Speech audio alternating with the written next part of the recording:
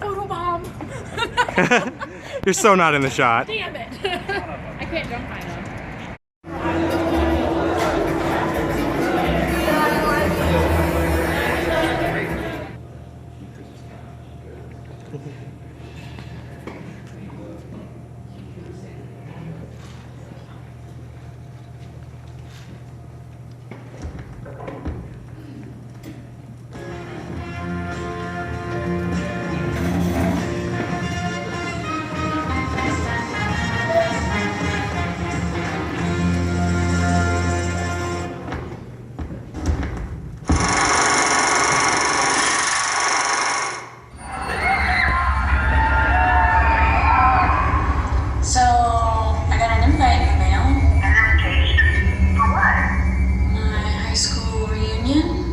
What will be on to you as you face a trauma from your past? You really should get out. You're never gonna meet a guy who's done in your past.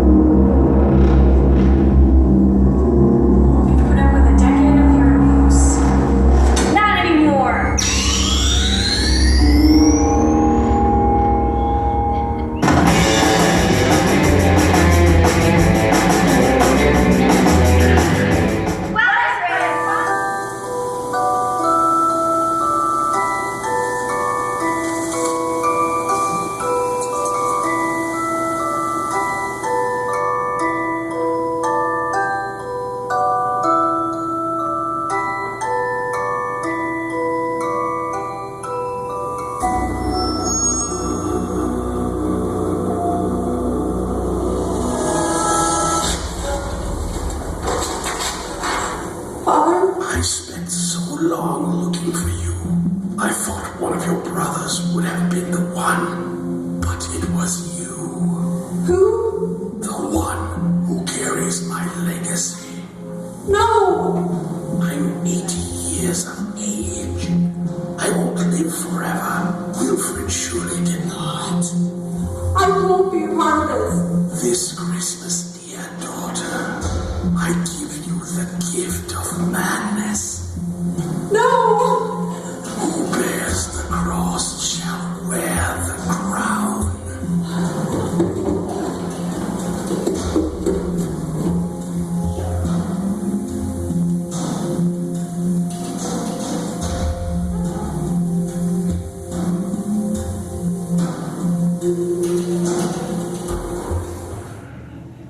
How's everybody doing this evening?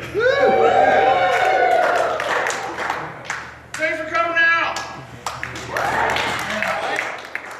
Huh? Okay, so this is Dustin, our director.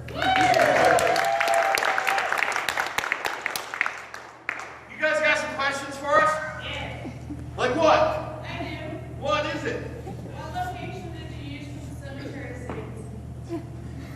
Is this working? No, it's working. We filmed out near Soresco at the Amish Cemetery. I've actually filmed there a few times for my movies. We go there because there's never any cops. And it was also, I don't know if you could tell, like, there was a progression throughout that scene of us getting increasingly more red from being frostbitten. Yeah, I still have my fingers though. Anyone else? More questions. There must be a question over there at that table. Yeah, Red, do you have a question, Red? Who were your influences? Well, obviously older films from the 70s and 80s. This was something we tried to make a true sequel to the original movie. Basically, the original film was the inspiration. We tried to capture the same spirit, the same sort of build, kind of like a pot boiler like the original movie. I actually didn't write the film, John Clyza did. He's a guy in Australia. He's also the distributor of the movie. So he basically wrote it and hired us to direct it.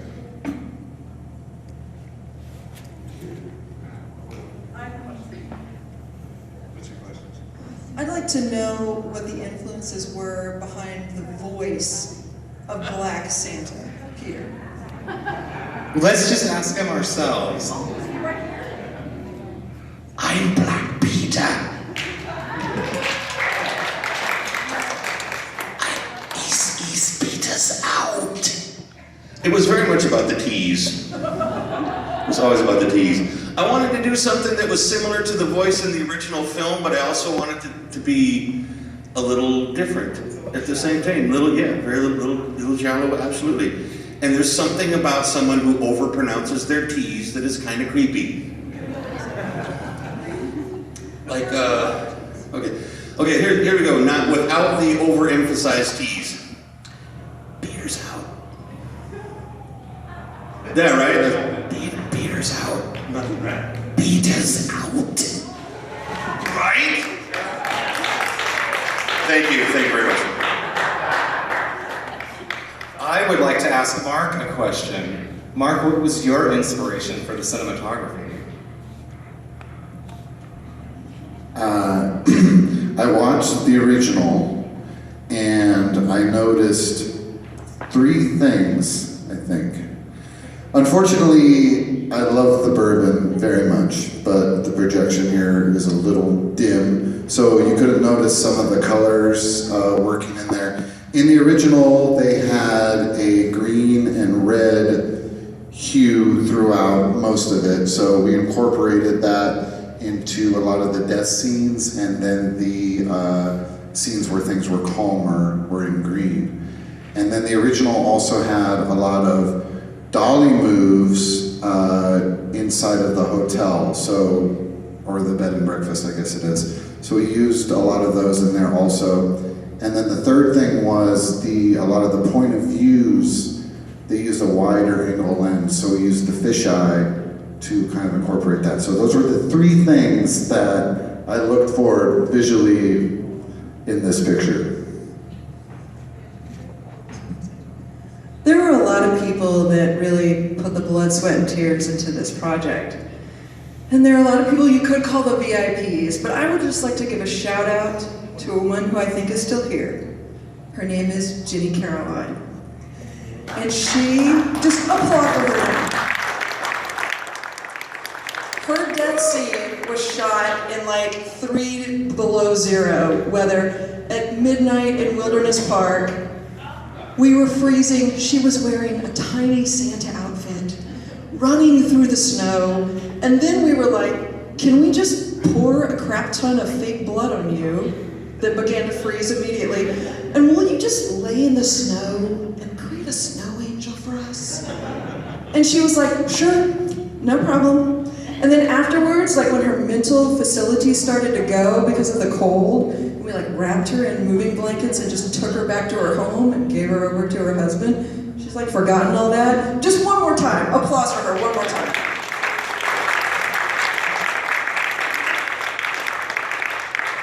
Obviously, you guys noticed Jennifer Runyon Corman was one of the stars of our film.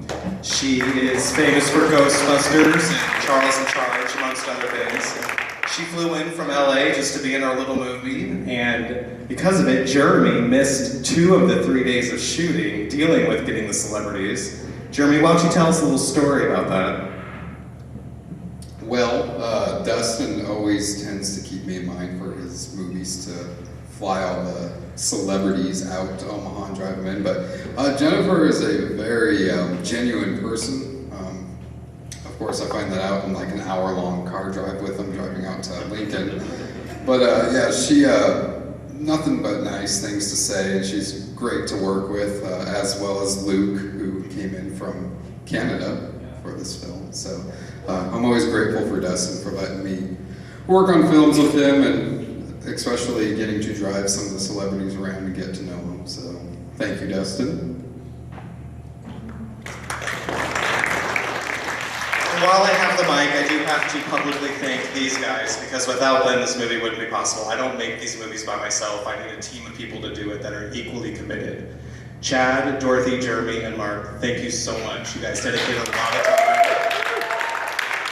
It was freezing, it was super cold, it sucked, we got sick, we got freezing, but you guys stuck through it, and I think it shows, and we put out a really good movie, so thank you.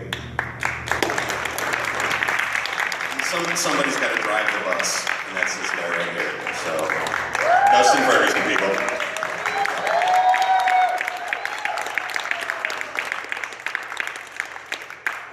Anybody any other questions, or? Good question, Joni. And Gina. This movie will be available on Amazon as well as directly through retrosploitation.com. If you want to check out the 42nd Street Films page on Facebook, we have all the updates there. You'll see when it's coming out. I do believe it's going to be out by June. I think June's actually when they're putting it out, so you can catch it on DVD there as well as streaming.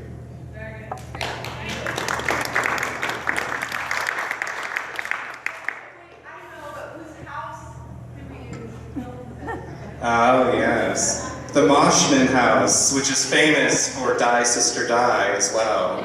Sarah. Go ahead, stand up, Sarah. This is Sarah Moshman. She let us take over her house for 3 days and put up with us and was very cool about it. We appreciate it, Sarah. Thank you. She was also the switchboard operator, in case you didn't notice. And I guess just before we go, I gotta give a shout out. Our next film is The Pitchfork Massacre. It starts shooting in the next couple weeks, so watch for that. Obviously, all of our films are available on Amazon.com. I hope you guys enjoyed the show, and we really appreciate you coming out. Thank you.